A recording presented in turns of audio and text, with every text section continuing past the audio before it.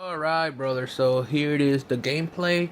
Hopefully my organizational skills, which are none, don't throw you off too much, um, because there's like two boards to this game, so I will do my best to like keep it simple, as clean as I can, so that it's visually good for you. Alright, so you're gonna have two boards. This is gonna be your main board. Each player is up to four players to two to four players, and each player is gonna have his own board in front of them, right? And then there's gonna be this orbit board that that's basically where you buy your stuff in the deck builder game. So when you put your cards there, you're gonna be like, you're gonna put all the cards there, and that's your market basically, and that's where you buy stuff, and then that's where you replenish stuff basically. Boom. So I'm gonna read this off real quick so you kind of know what's the whole goal of the game, and then we can figure it out from there. So it says the object of the game is to register aliens and earn more Wulong than any other player. What's Wulong, you ask? It's the standard unit of currency in the Explorer universe, baby. But to become the richest alien hunter, you must acquire cards to build the best deck, maximizing your ability to win while fending off advances by other players.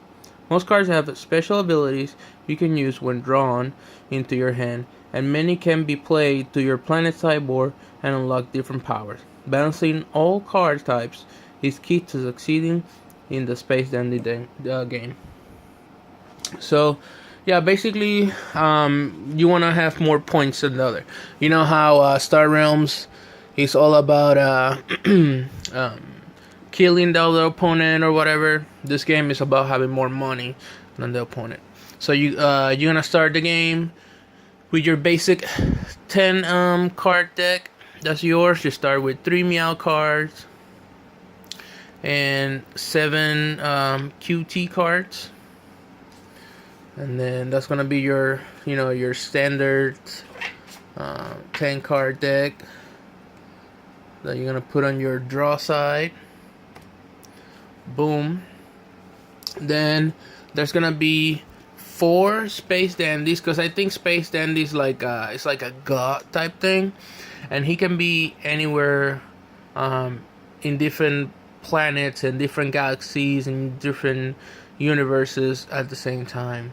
I don't know, something like that is pretty weird. So yeah, so there's four dandies, one for each character, one for each player, and so I'm gonna pick this one,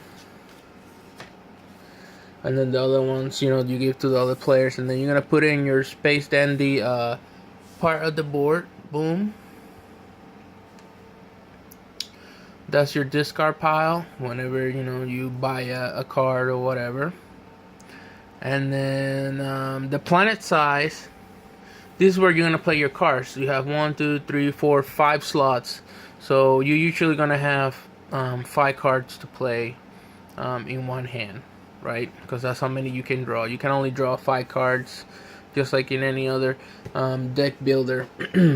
So basically,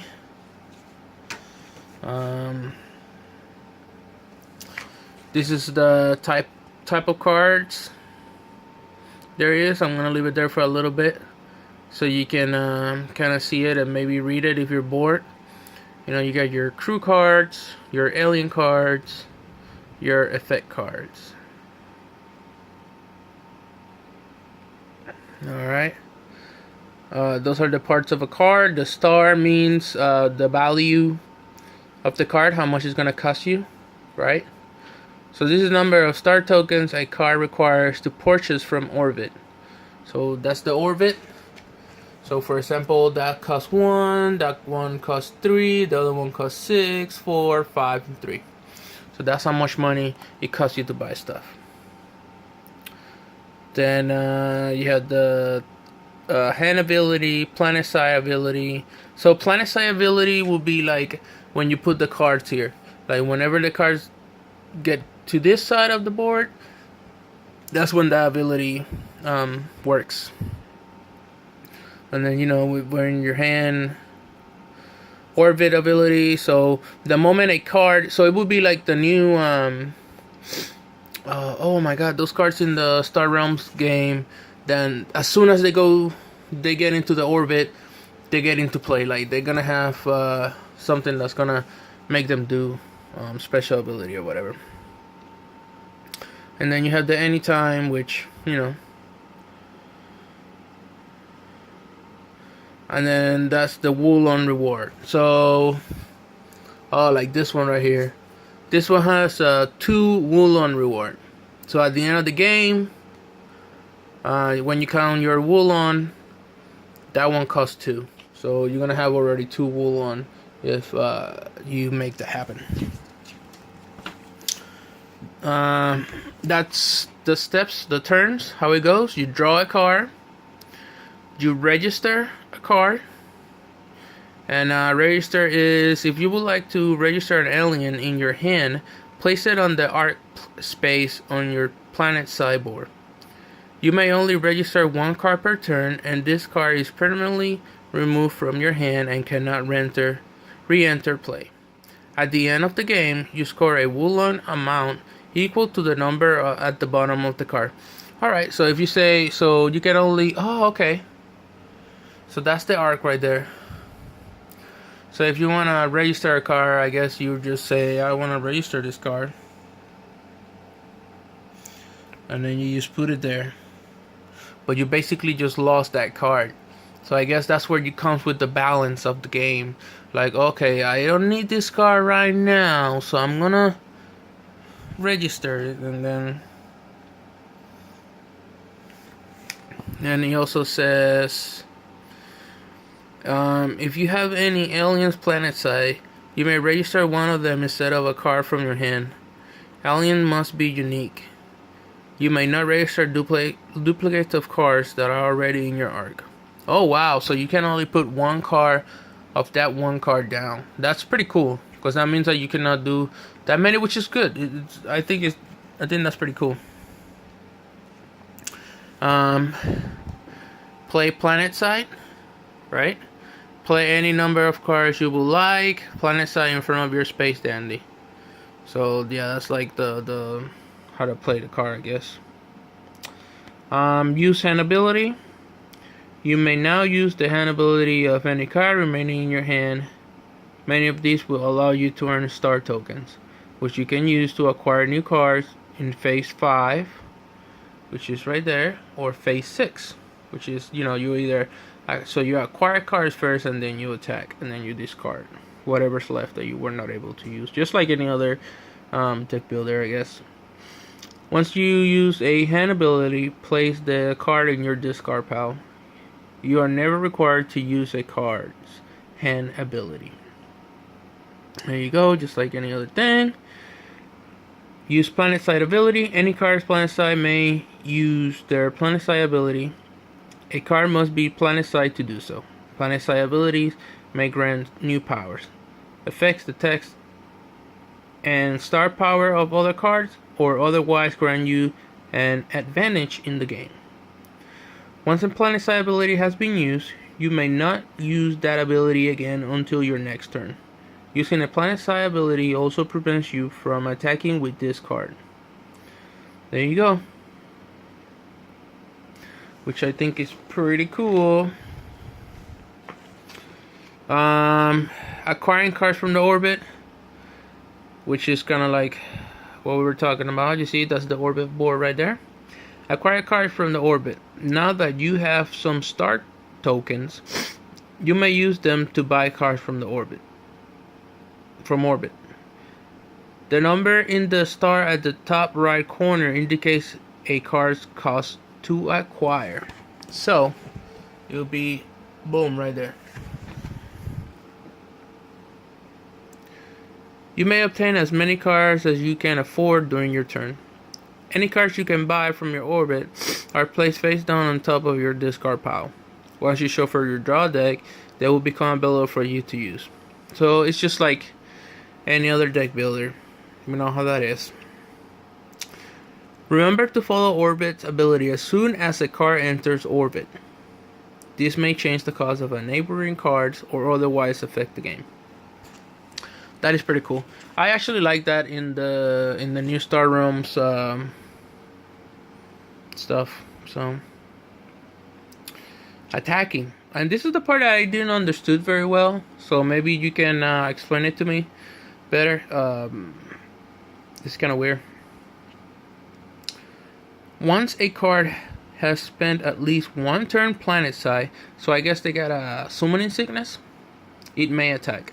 So I think, yeah, you start when you put it down. I guess you don't necessarily have to move them. I don't know. A card may only attack another card planet side if it has a star power greater than or equal to the target card. That makes sense. Once a valid card is chosen, you may spend 2 star tokens and destroy it. Destroyed cards are permanently removed from play. Toss them where they won't get in the way. A card may only attack once per turn. If a card has a star power of 0, or if its planet-side text forbids it, the card cannot attack. Conversely, some cards also state that they cannot be attacked at all. You have to resort to hand and planet-side abilities that let you destroy cards without attacking. So, yeah, I couldn't understand. I mean, I don't know. It was kind of weird to me, so I didn't really understand what was going on. You can also attack Space Dandy. Also, you can also attack the guy in the middle. Cool. But only if no other cards exist in front of him or on the planet sideboard. Keeping your Dandy protected is a good idea, because if Space Dandy is attacked, your latest registered alien is destroyed instead. Oh, cool. So you can... so that's basically like a way for you to take their money. Like their space hunted stuff. Cool. That's the idea is why if it has already attacked this turn, it cannot attack again. Makes sense. If the first turn it has been played planet side, okay, so if a card just goes down. So this is like kind of like Magic with Summoning Sickness and Starter and Deck Builder. It's pretty cool. If his star power is equal to 0, if he has used it planet size ability, if it targets a space dandy protected by a card. That's kind of like an example. Maybe I need to read it. Maybe we can understand what's going on. Boom. Alright. We're almost there. We only got 2 more pages.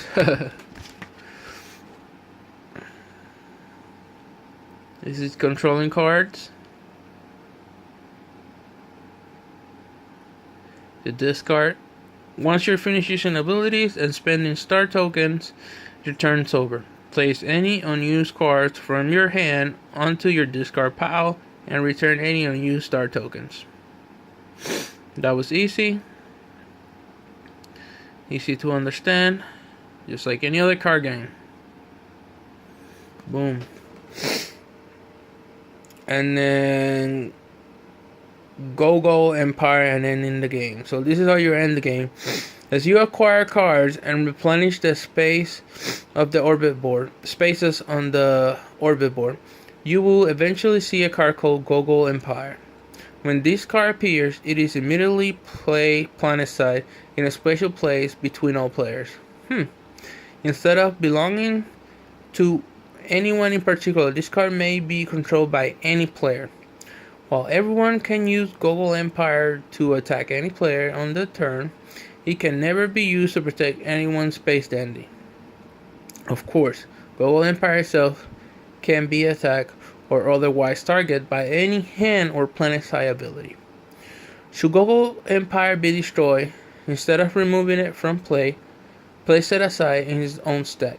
When the number of Go Empire is equal to 1 plus the total number of players enters the stack, the game ends. Everyone completes their turn for the round, and then the game proceeds to scoring. And this is the scoring. Once the game has ended, total of all woolen rewards of the aliens you have registered.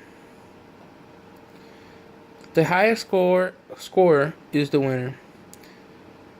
Should there be a tie, the person with the most cards, including those planet-side, registered in the draw deck and in the discard pile, wins. If there's still a tie, it's best to forget about the winner and instead make sure you're not playing with a chameleon name. I guess that's like a joke from the thing, I don't know, from the anime. So yeah, dude, that's the game. Sorry that I make such a long video, but I think it's a cool game. So what I can understand is, you start with your deck of 10 cards. You got your Space Dandy that can be attack. You have 4 of them for 4 players. You have your discard pile. You have your arc, so you can register cards. And at the end of the game, whoever has the most Wulong will win the game. Planet sides. That's like in Magic, the front of you where you put your monsters so that people cannot attack you, and you can attack somebody else. Not necessarily just aliens or monsters, but you put other cards too with abilities and stuff like that. So that'll be it, the planet side right there. You also have your orbit. This is where you're gonna buy cards or aliens, abilities, whatever, to attack the other character, the other guy, the other person. And this is the draw. That this is where you're going to, this is where you're going to replenish the orbit with. And this is the different cards. Oh god, that's like a fucking one of the stronger ones, I guess. Yeah, the cards look crazy, dude. Like the different type of monsters and stuff like that. They look crazy, but I think they're well made.